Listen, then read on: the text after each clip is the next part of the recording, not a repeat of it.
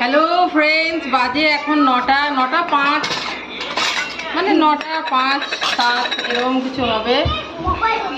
তো কি নিয়ে এসেছে আজকে রাখির দিন, 9th আগস্ট স্যাটারডে। আজকে তো 2 মেয়েরই ছুটি, এমনিতেও ছুটি থাকতো শনিবার, তাই না?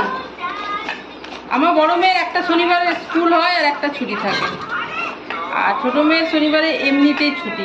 তো কি নিয়ে এসেছে, সারাই গিয়ে নিয়ে এলো। আমার থেকে একটু দূরে নয়, কাছে।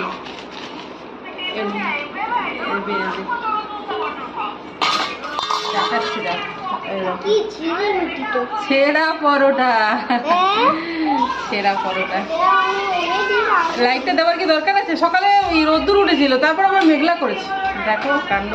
আমি আবার রোদ্রে কাপড় দিয়ে এলাম। কাপড় বলতে কি বলতো, শাড়ি যেগুলো একটু আধটু পরি, সেগুলো হাওয়ায় থাকে। আমি ভাবলাম আজ রোদ্দুর উঠেছে তো দিয়ে আসি।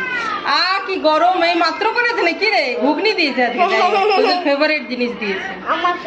শুধু আলু তরকারি কম করে, খুব কম দিনই করে। তো সেই দিন আমরা তো রোজ দিন তো আর খাচ্ছি না, আমরাও তো অনেকদিন পর পর খাই।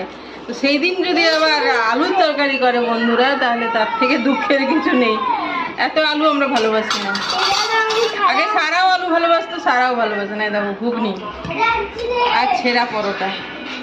চলো, এটাই হচ্ছে ব্রেকফাস্ট।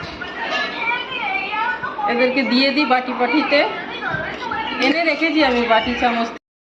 চলো সবাইকে দিলাম, এবার আমি খেয়ে বলছি যে ছেঁড়া পরোটা বা পেটাই পরোটা কেমন হয়েছে। এদের কাছে পেটাই পরোটা আজ প্রথম না সানা?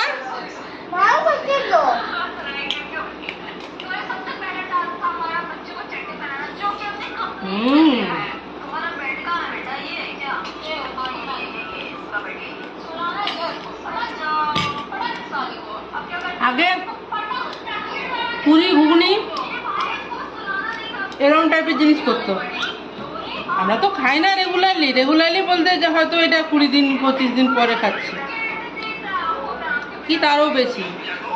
তো এখন দেখছি পেটাই পরোটা করছে। তো সানা আবার ফিরে এলো বাড়ি, বলছে মাকে জিজ্ঞেস করে আসি। মা তো জানে পুরি সবজি, পেটাই পরোটা হচ্ছে বলে তো জানে না। ও মাকে জিজ্ঞেস না করে ডাইরেক্টও আনতে পারতো, অসুবিধা কিছু ছিল না।